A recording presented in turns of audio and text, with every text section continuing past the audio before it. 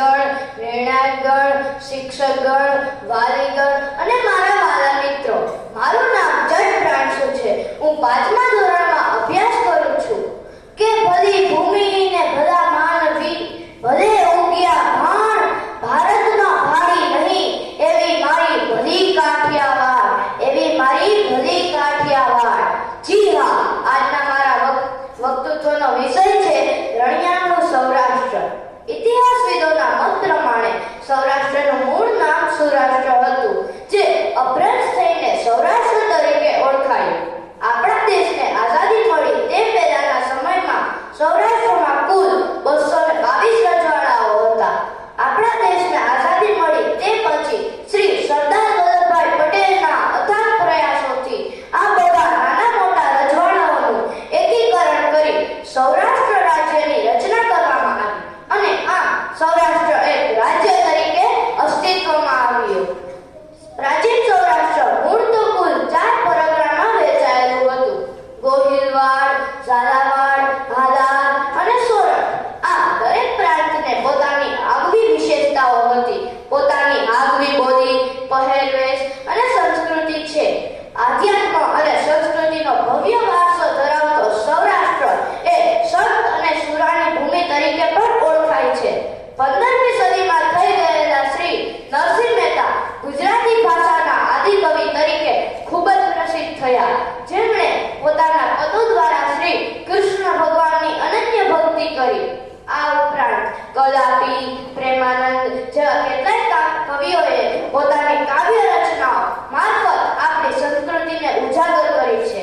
આ ઉપરાંત સાહિત્ય જગતમાં અમર થઈ ગયેલા શ્રી ઝવેરચંદ મેઘાણી અને કનૈયાલાલ મુનશીએ પોતાના ઉત્કૃષ્ટ સાહિત્યિક સર્જનો દ્વારા ગુજરાતી ભાષાને ઊંચું સ્થાન અપાવ્યું.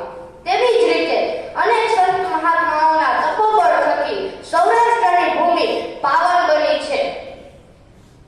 કરોડો ભક્તોની આસ્થા જેમની સાથે જોડાયેલી છે તેવા સંત શ્રી જલારામ બાપા, કે જેમણે ભૂખ્યાને ભોજન આપવાની પરંપરા શરૂ કરી, જે આજ સુધી અવિરત ચાલુ છે. આ ઉપરાંત સંત શ્રી ભોજરામ, દાસી જીવન, ગંગા સતી, પાનભાઈ જેવી વિભૂતિઓએ સૌરાષ્ટ્રની ભૂમિને ઉજાડી છે.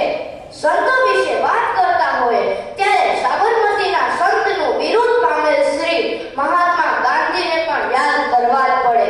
પોરબંદરની ભૂમિ પર જન્મેલા મહાત્મા ગાંધીએ પોતાની આખી જિંદગી અંગ્રેજોને આ દેશ પરથી કાઢી મૂકવા માટે ખર્ચી નાખી. હવે આપણે સૌરાષ્ટ્રની ભૌગોલિક દ્રષ્ટિએ ચર્ચા કરીએ તો લગભગ 843 કિલોમીટરની લંબાઈ ધરાવતો આ રમણીય દરિયાકાંઠો અસંખ્ય સહેલાણીઓને પોતાની તરફ આકર્ષે છે. ઓખા, સિક્કા, પીપાઓ જેવા બંદરો વિદેશી વ્યાપારમાં મહત્વનો ફાળો આપે છે. નદીઓની વાત કરીએ તો સૌરાષ્ટ્રમાં આવેલી ઓજત, શેત્રુંજી, ભાદર જેવી નાની મોટી કુલ 71 નદીઓ આવેલી છે.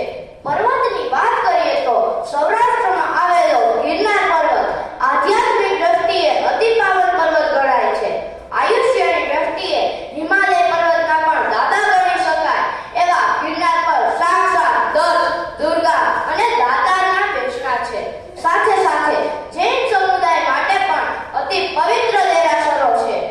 આધ્યાત્મિક દ્રષ્ટિએ ચર્ચા કરીએ તો સૌરાષ્ટ્રમાં આવેલ શ્રી સોમનાથ મહાદેવનું મંદિર, કે જે 12 જ્યોતિર્લિંગમાંથી પ્રથમ સ્થાને ગણાય છે. સાથે સાથે શ્રી કૃષ્ણ ભગવાને વસાવેલી રાજધાની દ્વારિકા નગરીના જગત મંદિરમાં દર્શન કરવા દેશના ખૂણે ખૂણેથી શ્રદ્ધાળુઓ આવે છે. આ ઉપરાંત વીરપુર, ચોટીલા જેવા કેટલાય પવિત્ર ધામો સૌરાષ્ટ્રની ભૂમિ પર આવેલા છે. સૌરાષ્ટ્રનું નામ પડે અને સિંહની તડપ યાદ ન આવે એવું તો ક્યાંથી ચાલે?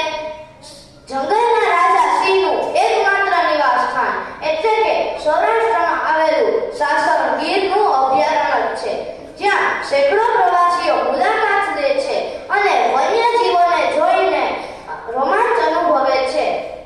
વાત કરીએ કૃષિની તો અત્યંત ફળદ્રુપ જમીન ધરાવતો આ પ્રદેશ કૃષિ ક્ષેત્રે ખૂબ જ સમૃદ્ધ છે.